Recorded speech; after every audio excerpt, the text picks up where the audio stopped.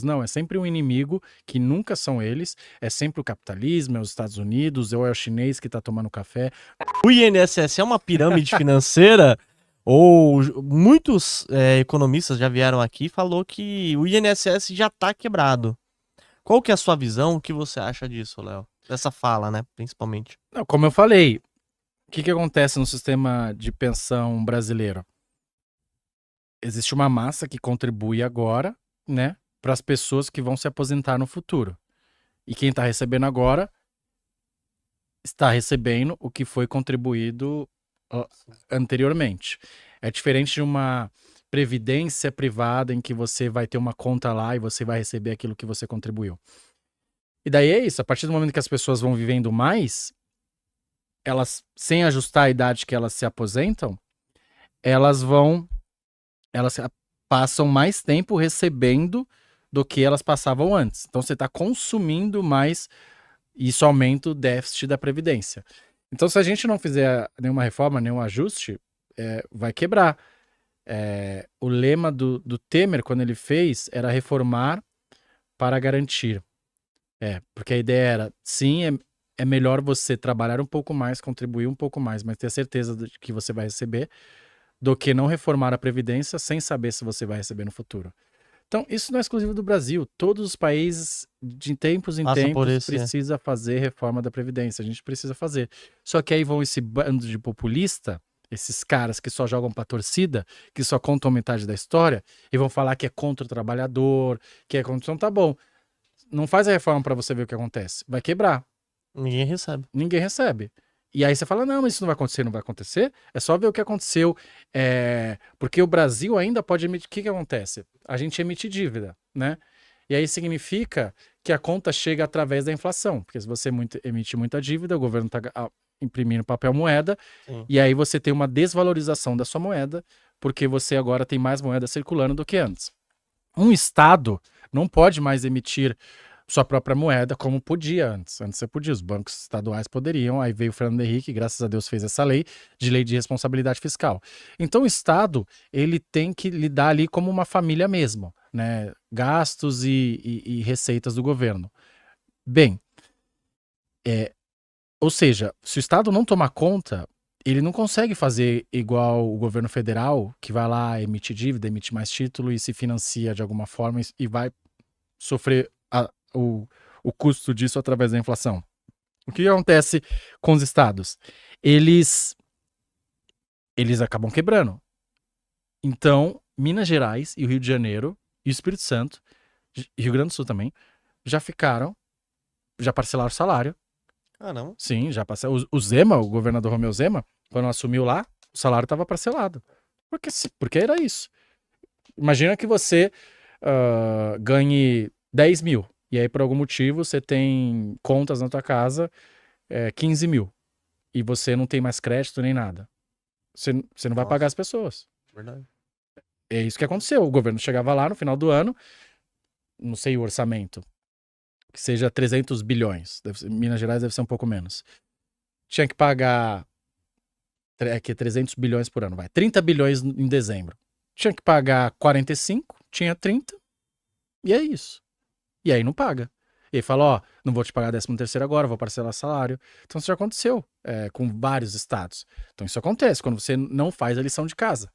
E aconteceu isso com... Quem fez isso foi o governo do Rodrigo Pimentel em Minas Gerais. Ele quebrou o estado de Minas Gerais. Quebrou o estado de Minas Gerais. Por quê? Porque gastou muito mais, não fez a lição de casa e a conta chegou. E aí o Zema conseguiu colocar esses salários em dia e hoje os salários não estão atrasados. Então é simples assim. Se o governo não fizer a lição de casa, é como eu falei, vai atrasar? Não é por aí que acontece no governo federal. Ele emite dívida, só que aí o custo disso chega via inflação.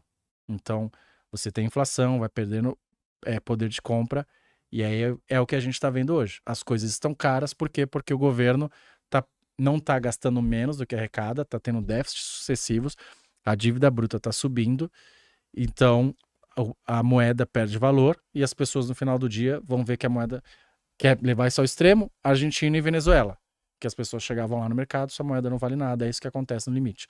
Então você não tem um calote, igual você tem no governo estadual, mas a pessoa chega lá e não consegue comprar nada. Nossa, então a moeda, tipo, exemplo, né?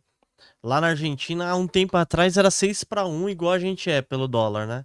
Aí bateu 1.000-1, então acaba acontecendo isso, né? Então o dinheiro do cara não vale. O cara vai comprar uma água, não consegue comprar com Exato, 1.000. exato, até porque existe um negócio que chama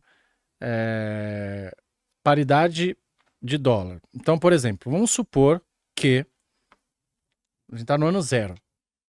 E aí existe a moeda fiduciária e tal, então você tem R$ 1.000 e $1.000 lá. Aí por algum motivo eu sou governo brasileiro, eu vou lá e agora imprimo mais R$ 1.000. Então eu tenho R$ 2.000 aqui e $1.000 lá. O seu câmbio tem que corrigir, né? Porque você não ficou Sim. mais rico do dia pra noite, né? Sim. Então, se antes valia 1 para 1, agora R$ 2 valem $1. Sim. Nossa, e vai. Exato. Então, se você tem um país que vai imprimindo, por isso que o câmbio tem vários fatores, mas por isso que um deles é que o câmbio vai disparando dessa forma. Então, essa daí é uma das. E foi isso que aconteceu com a Argentina, isso que acontece com a Venezuela. Isso que aconteceu com o Brasil lá atrás já.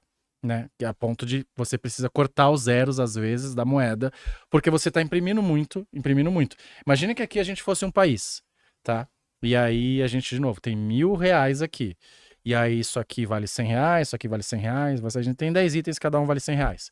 Por algum motivo, eu chego assim e falo, agora vamos cortar a nota no meio, e agora a gente não tem R$ 1.000, tem R$ 2.000. Ué, as coisas só vão duplicar de preço. Que agora eu tenho imagina no médio e longo prazo, eu ia falar, não, em vez de te pagar 100, eu te pago 200, porque eu tenho mais dinheiro na mão. Então é mais ou menos isso, uma analogia simples que acontece com a economia. Então as coisas chegam no governo federal via inflação, o seu dinheiro passa a não valer nada, né? E isso é triste, né, Léo? Porque a gente vê que se for pegar aí de 2021 até agora, aumentou muito, né? Em vários alimentos aí que todo mundo consome. Pô, o café, né? Saiu de R$ 13 em 2021 para 34. Aí a gente vê o ministro da Economia falando que é porque os chineses começaram a tomar café. Você vê que ele tá totalmente perdido, né? Ele quer arrumar um culpado. E muitas vezes o culpado é o governo. Então a pessoa que tá aí do outro lado, ela fica chateada. Porque ela começa a analisar e fala, caramba, meu dinheiro tá perdendo o poder de compra aqui. Cada vez que eu tô indo no mercado, eu tô ficando mais pobre, né? Com a quantidade de dinheiro eu comprava X alimentos, agora eu já não compro. E eu fico pensando, eu falo, como que as pessoas conseguem sobreviver com salário mínimo ou alguma coisa assim, né, Léo? Não, exato. As pessoas, em geral, têm que trabalhar e etc e tal. Não tem tempo para acompanhar como a gente acompanha a economia e política.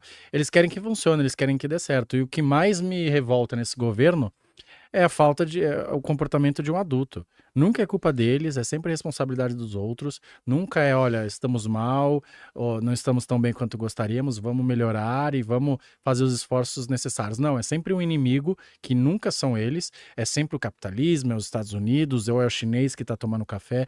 Nunca olha, nós não estamos fazendo a nossa lição de casa. É um comportamento infantil. E a pessoa lá, ainda que algumas explicações pudessem ser verdade que não seja de responsabilidade deles, eles não estão nem aí, né? Eles precisam pagar a conta. Eles querem resultado. E não tem tido, né? Para analisar ações, BDRs, fundos imobiliários, acesse a plataforma do Investidor 10. Inclusive, para você gerenciar a sua carteira, saber quantos de dividendos você vai receber. Inclusive, eu deixei a carteira da minha filha, a Laurinha, ela tem 3 anos e já invisto para ela. Todos os ativos, tá no link aqui embaixo.